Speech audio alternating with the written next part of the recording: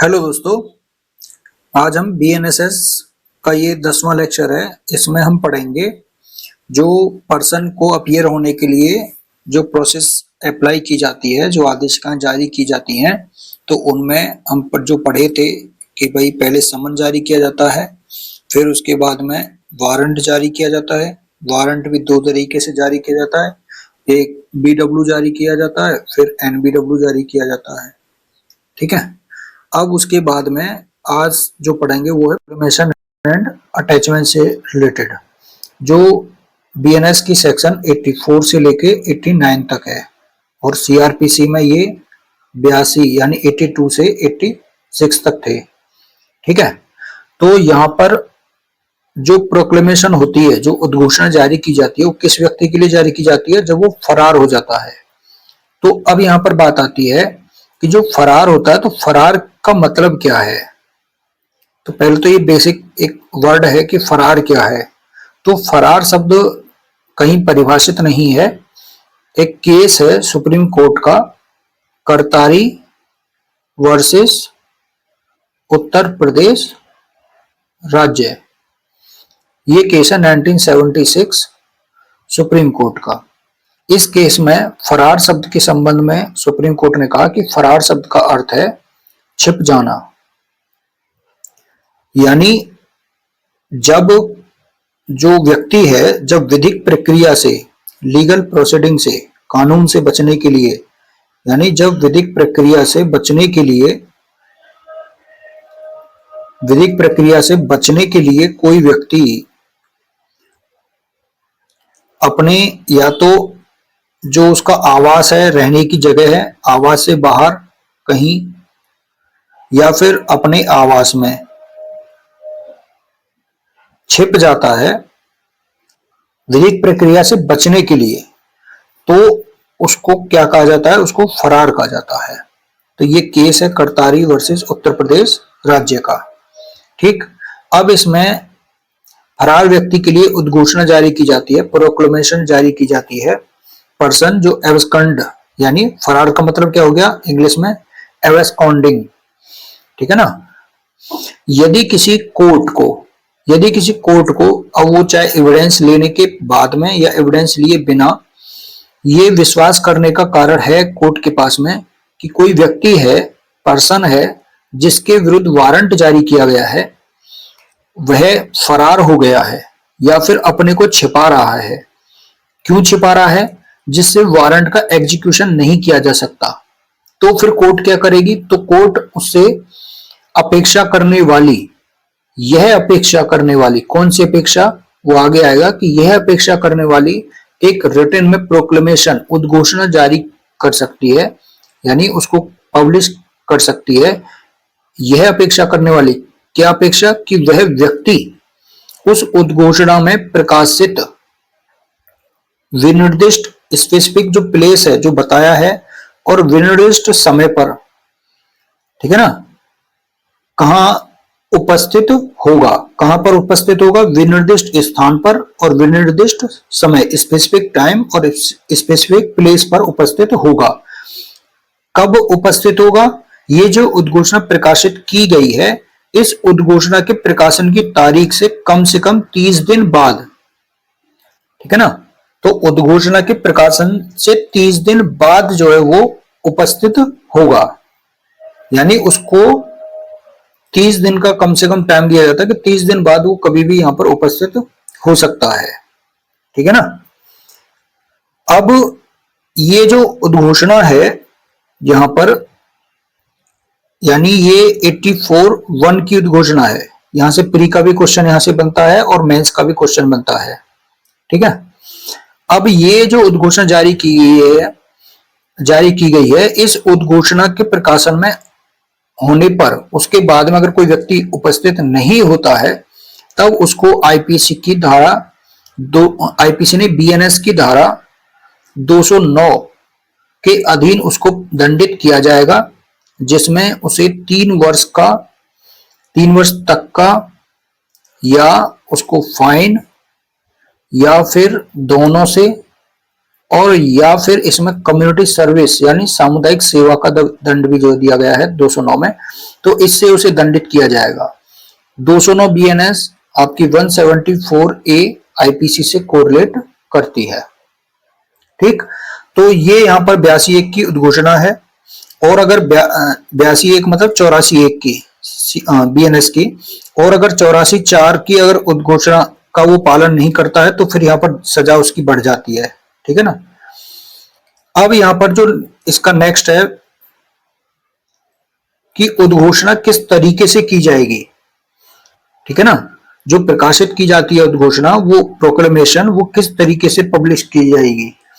तो यहाँ पर ये इसमें उद्घोषणा के प्रकाशन के तरीके दिए हैं कि सबसे पहले क्या है कि वह उस नगर या गांव के, उस सिटी या उस विलेज के जिसमें ऐसा व्यक्ति जो फरार व्यक्ति है वो साधारणतः निवास करता है, उसके किसी सहज दृश्य स्थान यानी जो उसका ऑर्डिनरी जो प्लेस है, रिसाइड्स है, उसमें सार्वजनिक रूप से पब्लिकली क्या की जाएगी, पढ़ी जाएगी, जिसको कहते हैं ना गांव की भाषा में डोंगी पिटवाना। ठीक है ना। तो उस नगर या गांव के जिसमें वो व्यक्ति रहता है, फरार व्यक्ति, उसके किसी सहज दृश्य स्थान पर यानी चौराहे चौराहे पर जाकर के उसकी डोंगी पिटवाई जाती है, यानी वो ढोल के साथ में जो है। ठीक है। अब तो ये पुराना है खैर तरीका। दूसरा है कि वह उस घर या उस वास स्थान के, यानी ये जो वास स्थान का मतलब होता है होम स्टीड, ठीक है ना, हाउस या होम स्टीड के जिसमें ऐसा व्यक्ति जो फरार व्यक्ति है मतलब वो निवास करता है। ठीक है ना, निवास करता है, निवास करना होता है रिसाइड्स करना, RESIDES, रिसाइड्स करना मतलब निवास करना, उसके किसी सहज दृश्य भाग पर, यानी जो उसका ऑर्डिनरी रिसाइड्स है या जो ऐसा नगर या गांव का किसी सहज दृश्य स्थान पर लगाई जाएगी जो उद्घोषणा है। ठीक, तो पहले तो वो पढ़ी जाएगी यहाँ पर, दूसरा लगाई जाएगी। इन शब्दों से आपको याद रखना, पढ़ी जाएगी का मतलब उसके गांव या जो नगर है उस जहां पर वो रहता है व्यक्ति, उसका किसी आसानी से दिखने वाला जो स्थान है वहां पर वो सार्वजनिक रूप से पढ़ी जाएगी। दूसरा, उसके घर या उसके जो निवास स्थान है उसके किसी सहज दृश्य भाग जो दिखने वाला है सभी जो है सार्वजनिक रूप से, ऐसे नगर या ग्राम के किसी सहज दृश्य स्थान पर लगाई जाएगी। तीसरा है उसकी एक कॉपी कोर्ट के बाहर किसी सहज दृश्य भाग पर, मतलब कोर्ट के बाहर जो लगा दी जाती है। ठीक, उसके बाद में यदि कोर्ट ठीक समझता है तो वो ये भी डायरेक्शन वहां पर दे सकता है साथ में कि जो प्रोक्लेमेशन है, उद्घोषणा की एक कॉपी उस स्थान में जहां पर वो फरार व्यक्ति रहता है और उसके जहां पर वो फरार व्यक्ति रहता है, निवास करता है, वहां जो भी न्यूज़पेपर वगैरह चलता है तो उस न्यूज़पेपर में भी वहां पर वो प्रकाशित करवा सकता है, पब्लिश करवा सकता है कोर्ट, अगर उचित समझता है तो। ठीक, अब उसके बाद 84 क्लॉज 3 ये कहता है कि उद्घोषणा जारी करने वाला जो कोर्ट है, जो प्रोक्लेमेशन जारी करता है, उसके द्वारा लिखित कथन, इस बात का लिखित कथन, रिटन स्टेटमेंट की उद्घोषणा विनिर्दिष्ट दिन, जो क्लॉज 2 का सब क्लॉज 1 है उसमें विनिर्दिष्ट तरीके से सम्यक रूप से प्रकाशित कर दी गई है। यानी वो जो ड्यू प्रोसेस ऑफ लॉ जो होता है, जैसे सम्यक रूप से तरीका से वो प्रकाशित कर दी गई है, उचित तरीका से वो प्रकाशित कर दी गई है। वो उद्घोषणा इस बात का निश्चायक सबूत होगा, निश्चायक सबूत मतलब कंक्लूसिव एविडेंस होगा कि इस धारा की अपेक्षाओं का अनुपालन कर दिया गया है, कंप्लायंस उसका कर दिया गया है और उद्घोषणा उस दिन प्रकाशित कर दी गई थी। तो जैसे ही वो 84(2) में उद्घोषणा जारी करता है और जब उद्घोषणा जारी कर दी जाती है और वो उसके जहां पर फरार व्यक्ति रहता है वहां पर जैसे जैसे वो प्रकाशित कर दी जाती है, तब उसके बाद में कोर्ट जो है तुरंत ही क्या करेगा, इस बात का एक लिखित कथन जो है वहां पर लिखित कथन जो है लिखेगा कि हाँ उद्घोषणा का पालन जो है वो कर दिया गया है। और ये जो लिखित कथन रहेंगे वो एक कंक्लूसिव एविडेंस रहेगा। ठीक है ना, कि हाँ उद्घोषणा उस दिन जारी हुई थी, इस तरीके से जारी की गई थी, पब्लिश की गई थी। अब यहाँ पे 84 क्लॉज 4 ये कहता है कि जब उद्घोषणा प्रकाशित की जाती है, प्रकाशित की गई उद्घोषणा, पब्लिश की गई प्रोक्लेमेशन ऐसे अपराध के अभियुक्त व्यक्ति के संबंध में है, ऐसे अपराध के अभियुक्त व्यक्ति के संबंध में है जिसे बीएनएस 2023 या तत्समय प्रवर्त किसी अन्य विधि के अधीन 10 वर्ष या 10 वर्ष से अधिक के कारावास से या आजीवन कारावास से या मृत्युदंड से दंडनीय बनाया गया है, यानी इन अपराध के संबंध में है। और ऐसा व्यक्ति उद्घोषणा में जो अपेक्षित है, प्रोक्लेमेशन में जो स्पेसिफिक स्थान है, प्लेस है, स्पेसिफिक टाइम पर उपस्थित नहीं होता है, तो कोर्ट जांच करने के बाद, अगर उचित समझती है कि जांच करना आवश्यक है, तो जांच करने के बाद में उस व्यक्ति को उद्घोषित अपराधी प्रकट कर सकती है, ठीक है ना, और उस प्रभाव की घोषणा कर सकती है, यानी उद्घोषित अपराधी उसको घोषित कर सकती है, प्रोक्लेम्ड ऑफेंडर उसको घोषित कर सकती है, ठीक है ना। तो प्रोक्लेम्ड ऑफेंडर के लिए अब यहाँ पर जो आईपीसी थी, इसमें आईपीसी में यहाँ पर कुछ धाराओं जो आईपीसी हैं उसकी सेक्शंस के बारे में यहाँ पर लिखा हुआ था। पहले यहाँ पर डायरेक्ट कुछ सेक्शन के नाम थे कि जैसे धारा 302 है, 307 है, इस तरह से 396, मतलब जो भी ये धाराएं थी उनके नाम लिखे हुए थे, जिनमें जो दंड था वो 7 वर्ष तक या उससे अधिक के कारावास से उसका उल्लेख था। अब यहाँ पर सीधा इसको हटा करके सीधा कह दिया गया है कि अब 10 वर्ष से अधिक का जो अपराधी होगा उसको उद्घोषित अपराधी यहाँ पर घोषित कर दिया जाएगा। अब 10 वर्ष का या 10 वर्ष से अधिक का हो, आजीवन कारावास हो, मृत्युदंड से दंडनीय अपराध का हो, तो ऐसा जो अपराधी रहेगा उसको उद्घोषित अपराधी घोषित कर दिया जाएगा, ठीक है। उसके बाद में यहाँ से 5वां क्लॉज ये कहता है कि जो उद्घोषणा का जब प्रकाशन हो जाता है और जो रिटन स्टेटमेंट तैयार जब हो जाते हैं कंक्लूसिव प्रूफ के संबंध में, तो इन दोनों के ही उपबंध कोर्ट के द्वारा उद्घोषित अपराधी जो घोषित किया गया है उस घोषणा को भी उसी प्रकार ही लागू होंगे। यानी जब उद्घोषित अपराधी घोषित कर दिया जाता है तो फिर उसका भी प्रकाशन उसी प्रकार से किया जाएगा जैसे उद्घोषणा का प्रकाशन किया गया है, ठीक है ना। प्रकट कर सकेगा का मतलब यहाँ पे उसका प्रकाशन जो है वहां पर उसी तरीके से किया जाएगा और फिर वो भी एक कंक्लूसिव प्रूफ होगा। ये 5वां वाला पॉइंट यहाँ पर कहता है, ठीक। तो ये उद्घोषणा का प्रकाशन हो गया और उद्घोषणा हो गई फरार व्यक्ति के संबंध में। अब जो 85 सेक्शन है जो कि 83 है सीआरपीसी की, इसमें क्या कहा गया है, इसमें कहा गया है कि फरार व्यक्ति की संपत्ति की कुर्की, ठीक है। तो इससे पहले एक चीज और है कि जैसे ये फरार जो उद्घोषित कर दिया जाता है व्यक्ति यहां पर, तो बात ये आती है कि क्या ये फरार व्यक्ति जो फरार हो गया है ये एंटिसिपेटरी बेल के लिए एप्लीकेशन दे सकता है, अग्रिम जमानत के लिए, बाहर से बाहर ही कि मेरी गिरफ्तारी हो सकती है ना, मुझे आशंका है कि मेरी गिरफ्तारी की जा सकती है, मुझे गिरफ्तार किया जा सकता है, तो मुझे जमानत चाहिए। तो इससे रिलेटेड रिसेंट का एक केस है, वो है आपका, और ये एंटिसिपेटरी बेल में भी हम वहां पर पढ़ेंगे इस केस को, श्रीकांत उपाध्याय वर्सेस बिहार राज्य 2024 सुप्रीम कोर्ट, ये केस है। और इस केस में यही कहा गया था कि जो फरार व्यक्ति है, जो फरार घोषित व्यक्ति है, वो कोर्ट में उपस्थित नहीं होता है और अग्रिम जमानत के लिए वो एप्लीकेशन देता है, ठीक है। तो वहां पर उसको एंटिसिपेटरी बेल नहीं दी जाएगी, बल्कि वह व्यक्ति जो है वो विधि का जो है उल्लंघन करने वाला व्यक्ति जो वो उसको कहा जाएगा, और वो अपने अधिवक्ता के एडवोकेट के माध्यम से, वो अधिवक्ता के माध्यम से अगर एंटिसिपेटरी बेल की मांग भी करता है तब भी उसको जो है उसकी उपस्थिति वहां पर नहीं मानी जाएगी और उसको एंटिसिपेटरी बेल यहाँ पर नहीं दी जाएगी। और इसमें भी फरार शब्द का अर्थ जो है यहाँ पर बताया गया था कि फरार का मतलब अभियुक्त व्यक्ति स्वयं को छिपा रहा है।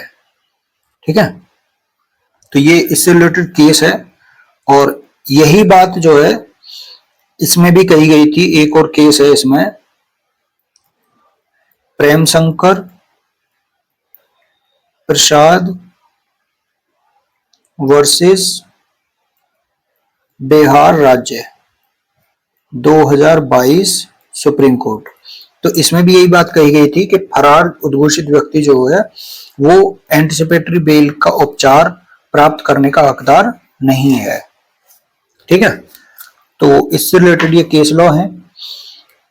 अब जो बात आगे आती है वो है 85 सेक्शन, यानी फरार व्यक्ति की संपत्ति की कुर्की यहां पर की जाती है।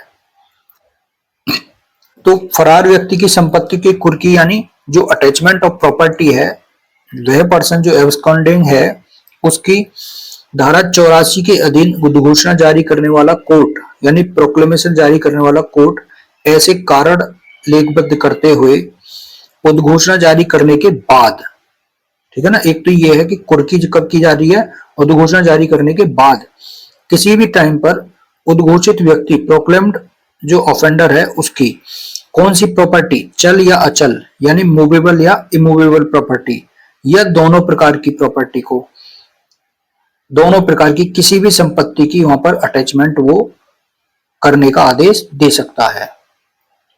लेकिन उद्घोषणा जारी करते समय कोर्ट का या तो एफिडेविट के द्वारा, शपथ पत्र के द्वारा या फिर अन्य तरीके से ये समाधान हो जाता है, ठीक है ना, अगर वो सेटिस्फाइड हो जाता है कि वह व्यक्ति जिसके संबंध में उद्घोषणा जारी की गई थी वो अपनी प्रॉपर्टी, सारी की सारी प्रॉपर्टी को या उस प्रॉपर्टी के किसी हिस्से को उसका डिस्पोजल करने वाला है, यानी उसको बेचने वाला है अपन, या फिर अपनी जितनी भी प्रॉपर्टी है सारी की सारी प्रॉपर्टी या उस प्रॉपर्टी के कुछ हिस्से को उस कोर्ट की लोकल जुरिस्डिक्शन से हटाने वाला है। तो अगर ये दो कंडीशन है तो यहां पर तो था ना कि उद्घोषणा जारी करने के बाद वो उसकी चल अचल संपत्ति की कुर्की का आदेश दे सकता है। तो अगर ये दो कंडीशन है तो यहां पर यह है कि उद्घोषणा जारी करने के साथ ही साथ वो प्रॉपर्टी का अटैचमेंट का ऑर्डर दे सकता है। तो यहां पर ये क्वेश्चन प्री का भी है और मेंस का भी है, इंटरव्यू का भी है, ठीक है ना, कि क्या जो संपत्ति की कुर्की है फरार व्यक्ति की या उद्घोषित व्यक्ति की, क्या वो उद्घोषणा के जारी करने के साथ ही की जा सकती है?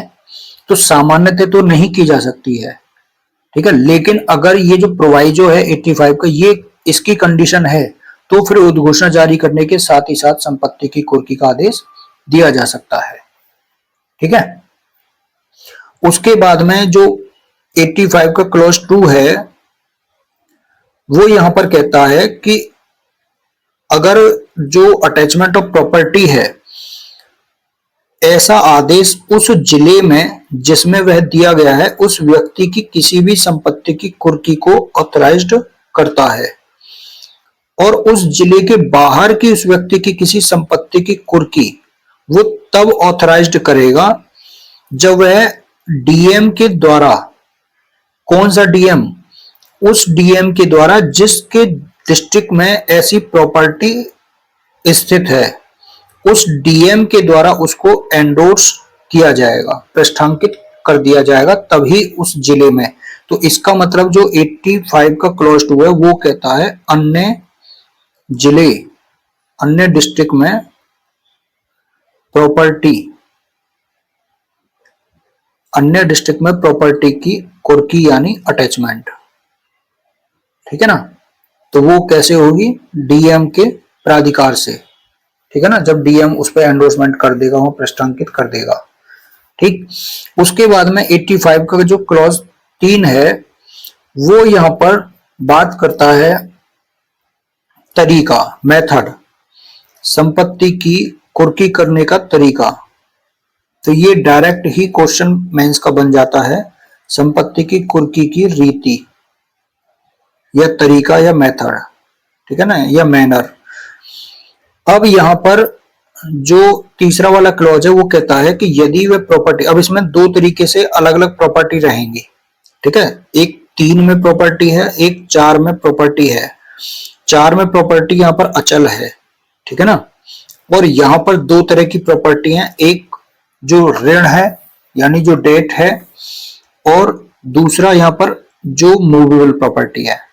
तो तीन तरीके की प्रॉपर्टी है, एक जो ऋण वगैरह है उसके यानी डेट है, और एक मूवेबल प्रॉपर्टी। ये दोनों क्लॉज 3 के अंतर है। और अगर जो 4 जो क्लॉज है उसमें इमूवेबल प्रॉपर्टी की अटैचमेंट है।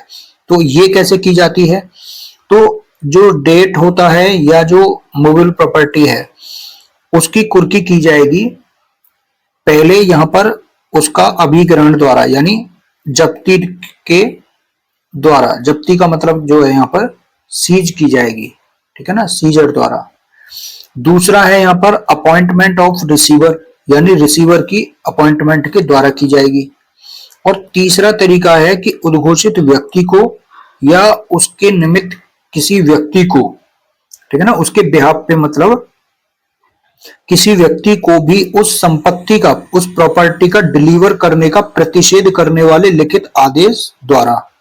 यानी जैसे जो उद्घोषित व्यक्ति है उसका पैसा अगर किसी पे बकाया है, ठीक है, तो और वो पैसा उस उद्घोषित व्यक्ति को दिया जाना है, तो यहाँ पर जो कोर्ट रहेगा उस व्यक्ति को जो है प्रतिषेध यानी प्रोहिबिटेड कर देगा कि तुम्हें पैसा इसको नहीं देना है उद्घोषित व्यक्ति को, या जो उद्घोषित व्यक्ति जिस भी व्यक्ति को ब्याह पे अपने पे बता रहा है कि इस व्यक्ति को पैसा दे दो, तो कोर्ट उसको रोक देगा, ठीक है ना, लिखित आदेश के द्वारा।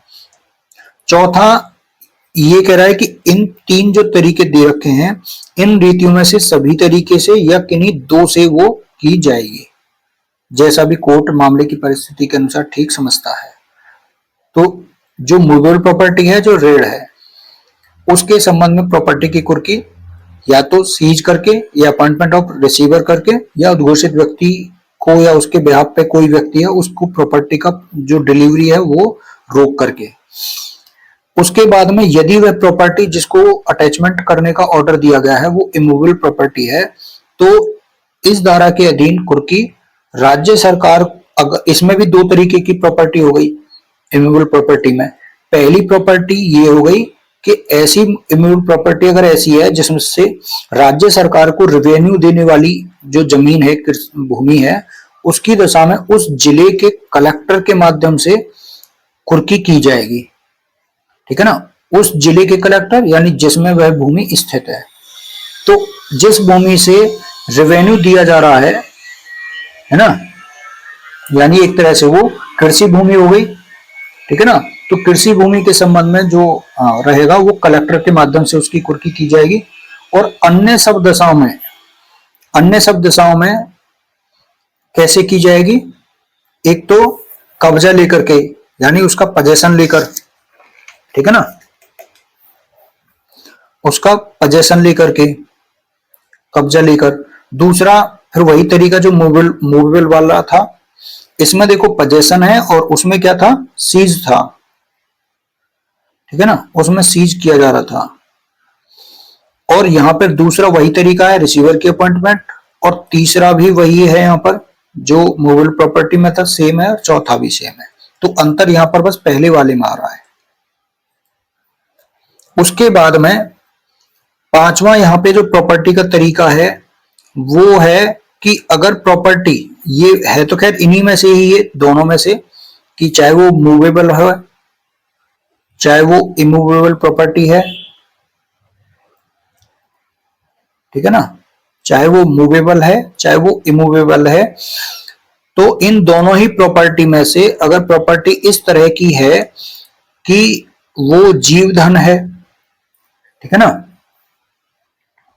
वो प्रॉपर्टी जो है वो जीवधन है, या फिर वो विनिश्वर प्रकृति की है। विनिश्वर प्रकृति की मतलब जो है वो पेरिशेबल बोलते हैं इसको, PERI, पेरी SHABLE, पेरिशेबल नेचर, यानी नष्ट होने वाली, ठीक है ना, या फिर वो विनश्वर प्रकृति की है, यानी वो क्या कहते हैं इसको, जीव धन जो है, उसको शायद बोलते हैं लाइव स्टॉक, लाइव स्टॉक, ठीक है ना।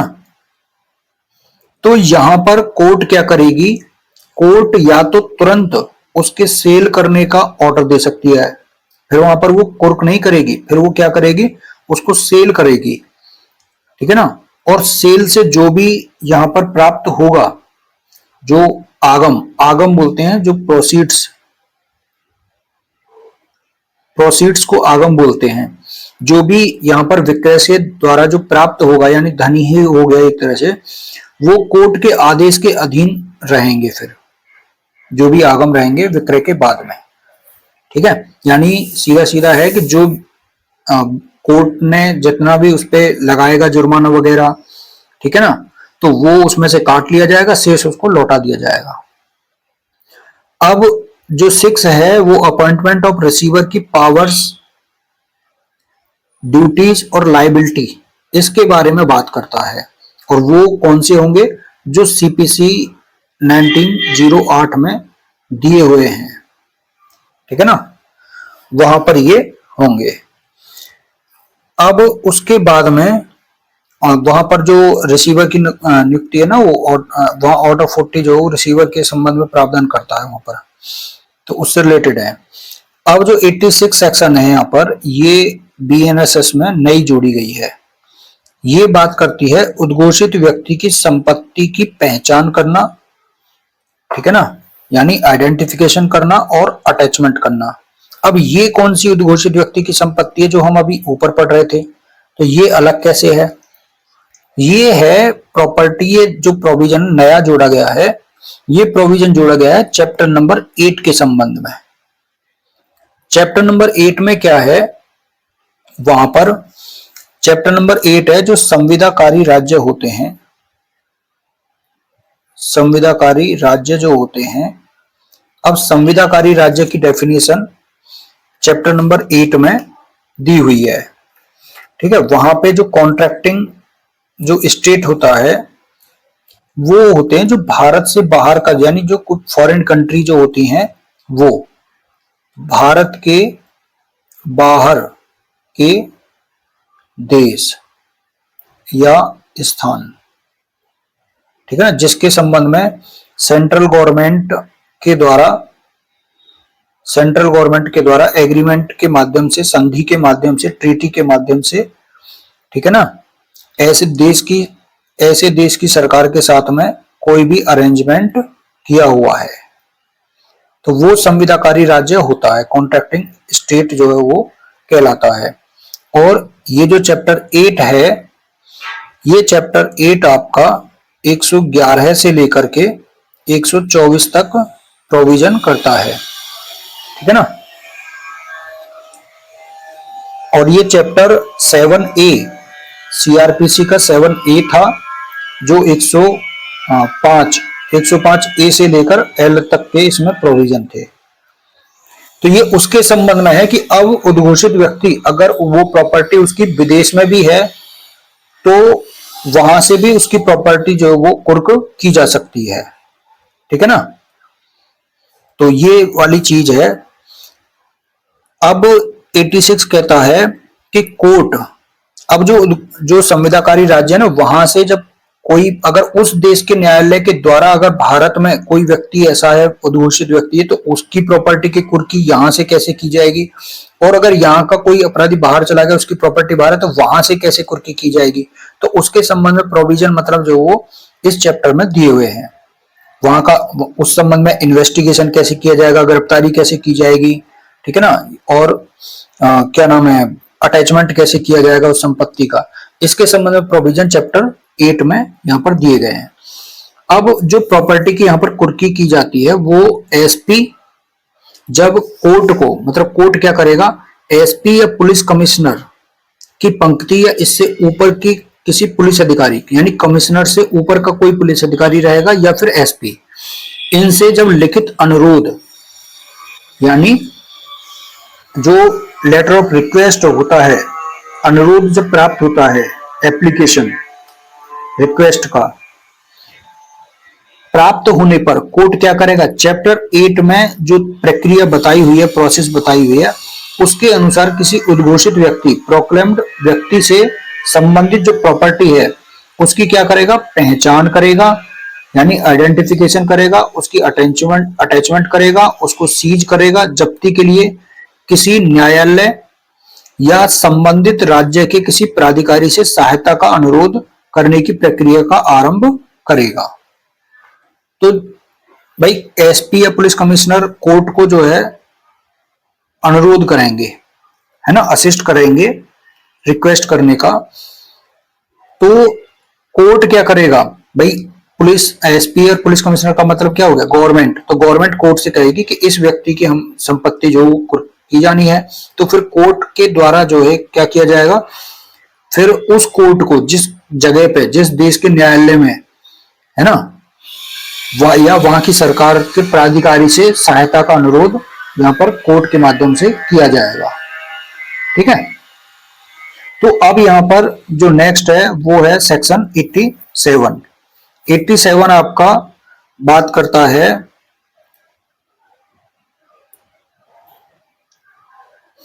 सेक्शन आपका 84 सीआरपीसी से कोरिलेट है, और यहां पर कुर्की के बारे में जो भी दावे और आपत्तियां हैं उनके संबंध में बात की गई है।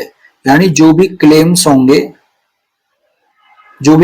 होंगे या जो भी ऑब्जेक्शन होंगे, तो क्लेम्स एंड ऑब्जेक्शंस के बारे में बात करता है 87।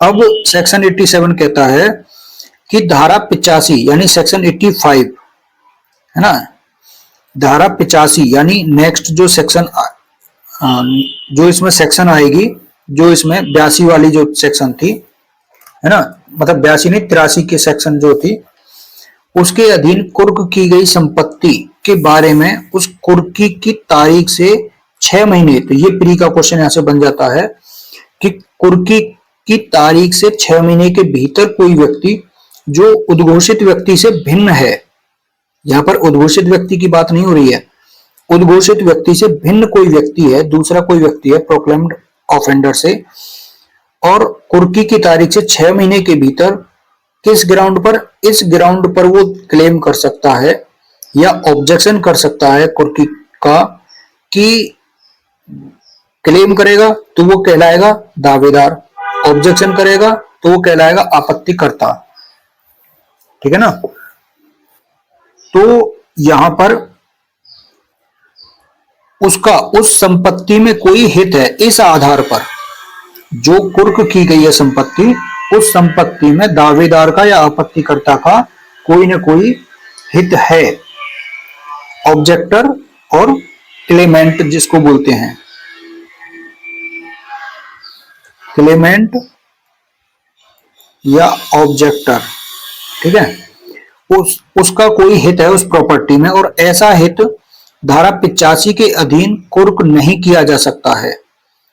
तो फिर उस दावे को यानी उसके क्लेम को, उसकी ऑब्जेक्शन की जांच की जाएगी, और फिर जांच करने के बाद अगर जांच में सही पाया जाता है तो उसको नामंजूर कर दिया जाएगा उसकी कुर्की को।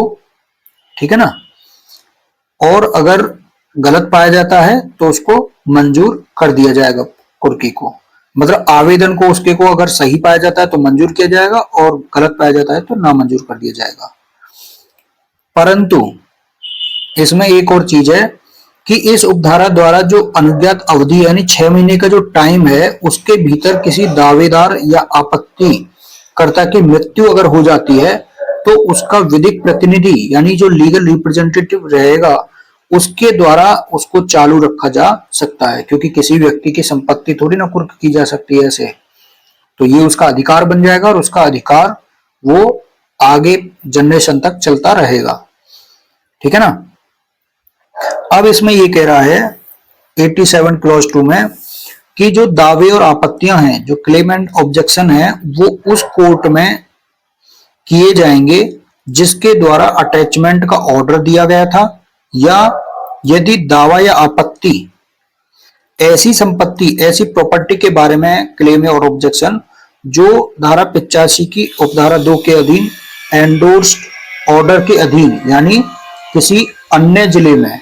तो यहां से फिर प्री का क्वेश्चन बनता है कि दावेदार जो है अगर किसी व्यक्ति की संपत्ति उद्घोषित व्यक्ति की संपत्ति के साथ में कुर्क कर ली जाती है तो ऐसे दावा या आपत्ति जो किसी अन्य जिले में संपत्ति स्थित है तो वहां पर जो दावा और आपत्ति वो किसको किया जाएगा, तो वहां पर वो सीजीएम के न्यायालय में की जा सकती है। ठीक है ना, तो फिर वो सीजीएम की कोर्ट के में की जाएगी। अब प्रत्येक ऐसा जो क्लेम और ऑब्जेक्शन है उसकी जांच उस कोर्ट के द्वारा की जाएगी जिसमें वह ऑब्जेक्शन या क्लेम किया गया है। ठीक है ना, तो अगर सीजीएम की कोर्ट में किया गया है तो सीजीएम के द्वारा जांच की जाएगी, है ना, और जिसने अटैचमेंट का ऑर्डर दिया है वहां पर उद्घोषणा जारी करने का तो उस कोर्ट के द्वारा की जाएगी। परंतु यदि वह यहां पर फिर ये कह रहा है कि यदि वो सीजीएम की कोर्ट में किया गया है ऑब्जेक्शन तो वह उस निपटारे के लिए अपने अधीनस्थ किसी मजिस्ट्रेट को भी ऑर्डर उसका दे सकता है, निपटारे का, डिस्पोज करने का। ठीक है ना। फिर 87 क्लॉज 4 कहता है कि कोई व्यक्ति जिसका क्लेम या ऑब्जेक्शन पूर्णतः या भागतः नामंजूर कर दिया गया है, यानी भाई जिसकी प्रॉपर्टी अटैच कर ली और कोर्ट ने जांच करने के बाद में उसके जो आवेदन है उसके क्लेम और ऑब्जेक्शन को डिनाई कर दिया है, नामंजूर, रिजेक्ट कर दिया है, तो वह क्या करेगा? अब वह ऐसे आदेश की तारीख से 1 वर्ष की अवधि के भीतर अपने अधिकार को साबित करने के लिए, ठीक है ना, जिसका दावा वो विवादग्रस्त संपत्ति के संबंध में कर रहा है, अपना अधिकार साबित करने के लिए वाद संस्थित कर सकता है। यहां पर वो अपील नहीं करेगा। ठीक है ना, तो क्या करेगा? ये भी प्री का क्वेश्चन है यहां पर कि ऐसे व्यक्ति की संपत्ति का दावा जो है अगर वो नामंजूर कर दिया जाता है तो वह क्या करेगा? तो वह वाद संस्थित कर सकता है। दूसरा क्वेश्चन कितनी अवधि के भीतर? 1 वर्ष के भीतर। तो 2 क्वेश्चन प्री के यहां से बन जाते हैं। किंतु वह आदेश ऐसे वाद के यदि कोई हो परिणाम के अधीन रहते हुए निश्चायक होगा। ठीक है ना, तो अगर वो वाद संस्थित जब तक नहीं करता है तो वो जो ऑर्डर आया हुआ है वो निश्चायक है। ठीक, तो ये यहां पर बात की गई है। अब उसके बाद में इससे रिलेटेड भी एक केस है 87 से।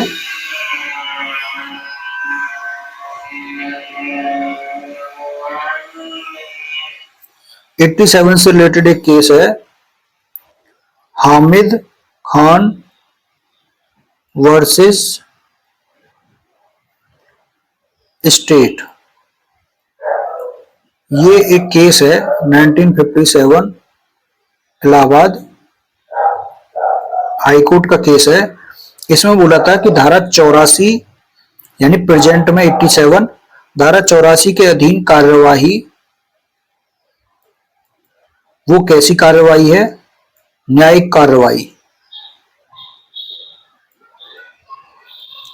वो कैसी कार्यवाही है? न्यायिक कार्यवाही है, यानी न्यायिक प्रकृति की है। इसके विरुद्ध हाईकोर्ट में रिवीजन के लिए आवेदन किया जा सकता है।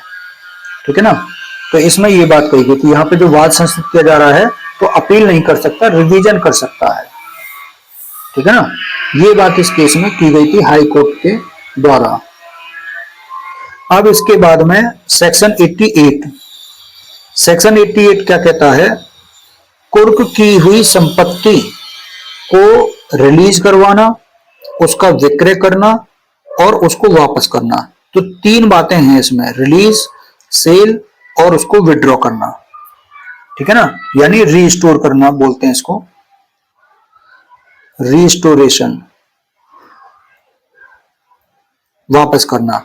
तो 3 चीजें हैं, तो 3 चीजें 3 क्लॉज में है। रिलीज इसमें हो जाता है, सेल इसमें हो सेकंड क्लॉज में हो रही है, ठीक है ना, और वापस इसमें हो रही है, डिलीवरिंग उसकी वापस। तो 3 क्लॉज है, 3 क्लॉज में 3 बातें हैं। जो पहला क्लॉज है इसमें वो कहता है कि जो प्रोक्लेम्ड ऑफेंडर होता है वो उद्घोषणा में विनिर्दिष्ट समय के भीतर अगर प्रेजेंट हो जाता है, अपीयर हो जाता है, तो कोर्ट क्या कर देगा, कोर्ट फिर उस संपत्ति की कुर्की से निर्मुक्त करने का आदेश देगा। संपत्ति को अटैचमेंट से क्या कर देगा, रिलीज कर देगा, छोड़ देगा। दूसरा इसमें सेल है। दूसरा कह रहा है कि यदि उद्घोषित व्यक्ति प्रोक्लेम्ड ऑफेंडर उद्घोषणा में विनिर्दिष्ट समय के भीतर उपस्थित नहीं होता है, यहां पर था उपस्थित हो जा रहा है, यहां पर है उपस्थित नहीं होता है, तो जो उसकी अटैच प्रॉपर्टी है वो राज्य सरकार के व्यय के अधीन होगी, है ना। यानी वह प्रॉपर्टी जो है वो अब किसके अधीन चली जाएगी, राज्य सरकार के। तो वह प्रॉपर्टी अंडर द अटैचमेंट हो जाएगी प्रॉपर्टी, ठीक है ना। Disposal of state government, state government के डिस्पोजल के अधीन होगी, और फिर उसका विक्रय यानी उसका सेल कर दिया जाएगा कुर्की की तारीख से 6 माह बीत जाने पर। तो उसका विक्रय कब किया जाएगा, कुर्की की तारीख से 6 माह का अवसान हो जाने पर, मतलब 6 माह बीत जाने पर। और धारा 87 के अधीन किए गए किसी दावे या आपत्ति का उस धारा के अधीन डिस्पोजल हो जाने पर किया जा सकता है। क्या, विक्रय। तो उसका विक्रय 2 कंडीशन में किया जाएगा। 6 महीने के भीतर तो ऑब्जेक्शन मांगे जाते थे, तो 6 महीने का जैसे समय बीत जाएगा और 87 के अधीन उसके दावे और आपत्ति का डिस्पोजल हो जाएगा, तो फिर उसका सेल किया जा सकता है। लेकिन अगर प्रॉपर्टी इस तरह की है कि वो तुरंत ही, शीघ्रतः और नेचुरली वो क्या है, नष्ट होने वाली है ना। तो वह जो प्रॉपर्टी है वो अगर नष्ट होने वाली है तो फिर उसको क्या किया जाएगा, या फिर कोर्ट के विचार में उसका सेल करना उस जो प्रोक्लेम्ड ऑफेंडर है यानी जो उसका मालिक है उसके फायदे के लिए होगा सेल करना। तो इन दोनों कंडीशन में किसी में भी कोर्ट क्या करेगा, जब कभी भी वो ठीक समझे उसका सेल करा सकता है, ठीक है ना। तो ऐसी प्रॉपर्टी को जो है वो सेल किया जा सकता है। अब उसके बाद में जो इसमें तीसरा वाला पॉइंट था कि यदि कुर्की की तारीख से, फिर यहां से प्री का क्वेश्चन बनता है, कुर्की की तारीख से 2 वर्ष के भीतर अगर जो उद्घोषित व्यक्ति है जिसकी संपत्ति राज्य सरकार के व्यय के अधीन है ना, under the disposal of state government है या रही है, उस कोर्ट के समक्ष जिसके आदेश से वह प्रॉपर्टी अटैच की गई थी, या फिर उस कोर्ट के समक्ष जिसके न्यायालय ऐसा अधीनस्थ है, यानी जैसे सीजीएम के द्वारा अगर वो अटैच की गई है तो सीजीएम ने के अधीनस्थ जो मजिस्ट्रेट है उसके अधीन, मतलब उसके समक्ष वो अपनी इच्छा से वहां पर अपीयर हो जाता है, या फिर उसे पकड़कर लाया जाता है पुलिस के द्वारा, और वह कोर्ट का समाधान पर सेटिस्फाइड तरीके से वो साबित कर देता है, प्रूव कर देता है कि वह वारंट के निष्पादन से बचने के प्रयोजन से फरार नहीं हुआ था। यानी वो ये कहेगा कि मैं वारंट के एग्जीक्यूशन से बचने के उद्देश्य से फरार नहीं हुआ था या छिप नहीं रहा था, और यह कि उसे उद्घोषणा की ऐसी सूचना नहीं मिली थी जिससे वह उद्घोषणा में जो विनिर्दिष्ट समय था उसके भीतर कोर्ट में अपीयर हो सके। तो फिर ऐसी प्रॉपर्टी का यदि वह सेल कर दी गई है तो सेल करने के बाद में जो भी उसके शुद्ध आगम है ना प्रॉपर्टी के, वे अगर वो सेल कर दी गई है तो विक्रय के शुद्ध आगमों का यदि, या फिर यदि उसका केवल कुछ भाग ही सेल किया गया है तो ऐसे विक्रय के शुद्ध आगमों और शेष संपत्ति का कुर्की के परिणाम स्वरूप जो भी खर्चे हुए हैं उनको उनमें से काट करके उसकी डिलीवरी उसको कर दी जाएगी। अवशेष मतलब उसका रेसिड्यू है ना, residue of the property, residue of the property जो भी रहेगा उसका कुर्की के करने के बाद में बाकी के जो खर्चे हैं उन सब खर्चों को काट करके उसकी डिलीवरी उसको कर दी जाएगी। तो इस तरह से यहाँ पर ये सेक्शन 88 खत्म होती है। 88 आपकी जो 85 सेक्शन से कोरिलेट है सीआरपीसी से, ठीक है ना। अब बात आती है सेक्शन 89 की। 89 आपकी 86 से कोरिलेट है, ठीक है, सीआरपीसी से। और ये प्री का एक क्वेश्चन बनता है कि ये अपील से संबंधित है 89, ठीक है ना। 89 क्या कहती है कि कुर्क संपत्ति, जो उद्घोषित व्यक्ति की कुर्क संपत्ति है, उसकी वापसी के लिए आवेदन नामंजूर कर दिया जाता है तो नामंजूर करने वाले आदेश के विरुद्ध क्या किया जा सकता है, अपील। तो धारा 88(3) के अधीन निर्दिष्ट कोई व्यक्ति, यानी उद्घोषित व्यक्ति है जिसकी संपत्ति कुर्क कर ली गई है, जो प्रॉपर्टी या उसके विक्रय के आगम के परिधान के इनकार से व्यथित है, यानी उसका आवेदन नामंजूर कर दिया गया है वापसी वाला, तो वह उस कोर्ट से अपील कर सकता है जिसमें प्रथम उल्लिखित न्यायालय के दंडादेश से सामान्यतः अपील होती है, यानी लोअर टू हायर कोर्ट के जो है वो अपील कर सकता है, ठीक है ना। तो मजिस्ट्रेट के द्वारा की तो कोर्ट ऑफ सेशन में वो अपील कर लेगा 86 में। अब इसके बाद में यहां से जो प्रोविजन है, ये बेसिक प्रोविजन है, यहां पर ये इंपॉर्टेंट है सेक्शन। आदेशिका संबंधी अन्य नियम यहां पर ये बता रखे हैं, ये अलग पार्ट बन जाता है। और ये है आपका 90 से 93 बीएनएसएस, और सीआरपीसी का यहां पर बनता है 87 से 90, ठीक है। अब ये जो है 90 सेक्शन वो कहता है समन के स्थान पर या उसके अतिरिक्त वारंट का जारी किया जाना। तो ये एक प्री का भी क्वेश्चन बनता है और इंटरव्यू का भी क्वेश्चन बनता है कि किस सेक्शन में है कि क्या कोर्ट जो है समन के स्थान पर वारंट जारी कर सकता है, तो कर सकता है सेक्शन 90 में, ठीक है ना। कोर्ट किसी ऐसे मामले में जिसमें वह किसी व्यक्ति की उपस्थिति के लिए समन जारी करने के लिए एम्पावर्ड है, सशक्त है, कारण लेखबद्ध करने के बाद में, कारण लिखित में दर्ज करने के बाद उसकी गिरफ्तारी के लिए वारंट जारी कर सकता है, ठीक है ना। तो जो हम पढ़ रहे थे, अब यहां से ये कुर्की वाला प्रोविजन खत्म हो गए हैं।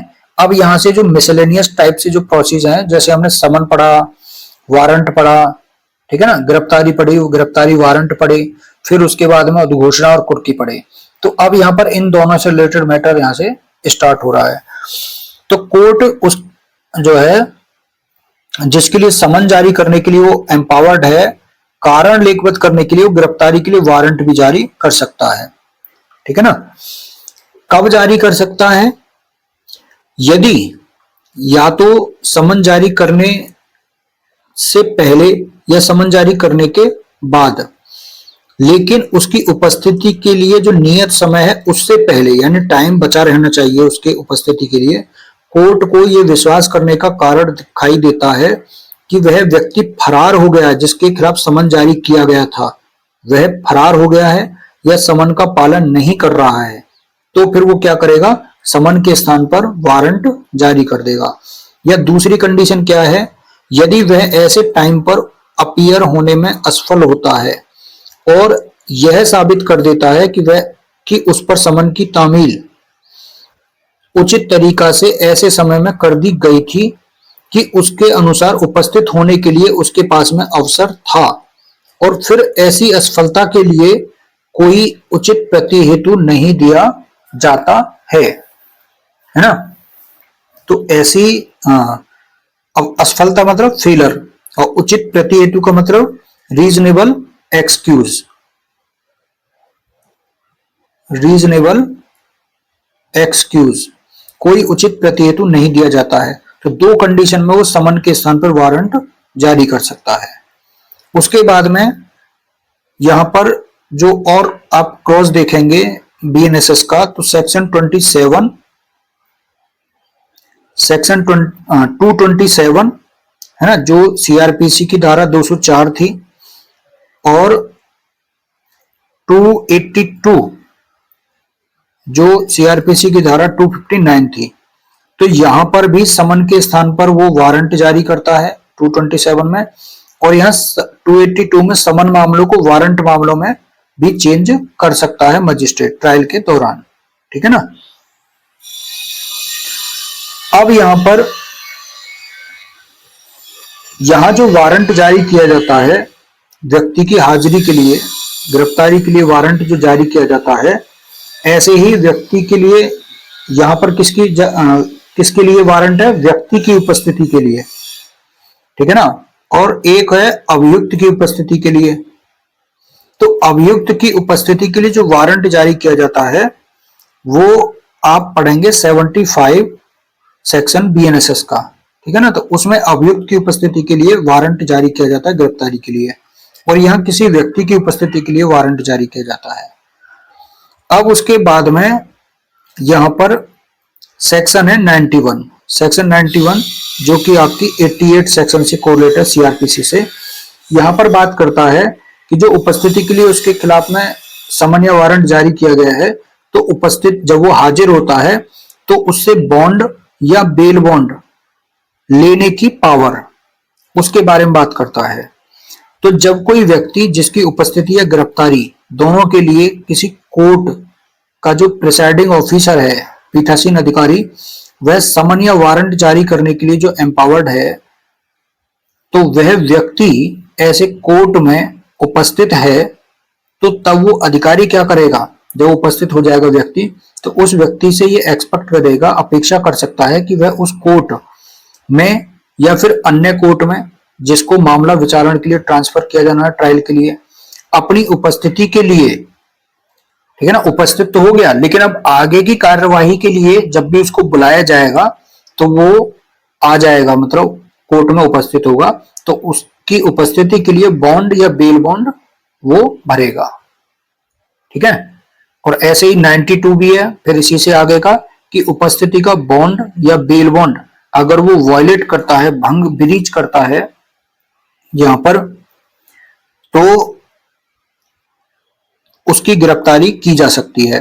तो जब कोई व्यक्ति जो धारा 88 के धारा 91 के अधीन यहां पर बॉन्ड या बेल बॉन्ड के द्वारा कोर्ट के समक्ष उपस्थित होने के लिए बाउंड है, आबद्ध है, और वो उपस्थित नहीं होता है, यानी बॉन्ड की या बेल बॉन्ड की शर्तों का उल्लंघन करता है, तो तब वह उस न्यायालय का पीठासीन अधिकारी यह निर्देश देते हुए वारंट जारी कर सकता है उसके खिलाफ में कि वह व्यक्ति गिरफ्तार किया जाए और उसके समक्ष प्रस्तुत किया जाए, पेश किया जाए। तो ये यहां पर क्या हो गया? Arrest warrant. ठीक है। ये यहां पर अरेस्ट वारंट 92 में जारी किए जाते हैं। उसके बाद में यहां से लास्ट जो सेक्शन है इसका वो है कि ये जो चैप्टर है, चैप्टर नंबर 6 के उपबंधों का साधारणतः समन और गिरफ्तारी के वारंटों को लागू होना, यानी समन और वारंट और उन्हें जारी करने, उनकी तामील यानी उनकी जो प्रोसेस है और उनका जो एग्जीक्यूशन है, ये इनसे रिलेटेड जो भी प्रोविजन है वो जो इस अध्याय में है, वे इस संहिता के अधीन जारी किए गए प्रत्येक समन और गिरफ्तारी के प्रत्येक वारंट को लागू होंगे। यानी अब ये जो प्रोविजन बता दिए गए हैं, अब जहां कहीं भी इस संहिता में ऐसा आएगा कि समन जारी करेगा, तो वो यहां से प्रोविजन इस तरीके से लिए जाएंगे और इस तरीके से वो जारी किए जाएंगे, या गिरफ्तारी का वारंट है। ठीक है। तो इस तरह से ये चैप्टर आपका जो कंप्लीट होता है आज का। अब ये नेक्स्ट चैप्टर आपका चैप्टर नंबर 7 रहेगा। देखो जो बीएनएसएस है, इसमें आप सोच रहे होंगे कि ये तो लगातार हर सेक्शन को पढ़ा जा रहा है, तो हर सेक्शन क्योंकि प्रोसेस का पार्ट है, अब कोई समन पढ़े, समन के बारे में ना पढ़े, पूरे प्रोविजन, गिरफ्तारी वारंट के प्रोविजन ना पढ़े, है ना, उद्घोषणा कुर्की के प्रोविजन ना पढ़े, तो ऐसे सेक्शन तो जो है इंपोर्टेंट है, अब उनको नहीं पढ़ेंगे तो यहाँ से प्रोसेस का पार्ट छूट जाएगा, आपका जो मेंस का भी आपको छूट जाएगा। हाँ, ऐसे सेक्शन होते हैं जैसे ये वाला सेक्शन हो गया, यहाँ से आपको जो है इंपोर्टेंट ये वाला नहीं है, लेकिन ये दोनों इंपोर्टेंट है 91 92। ठीक है। ये तो इंटरव्यू के भी पार्ट बन जाते हैं। तो अब पढ़ेंगे नेक्स्ट वीडियो में ये वाला चैप्टर। ठीक, आज के लिए इतना ही। Thank you so much.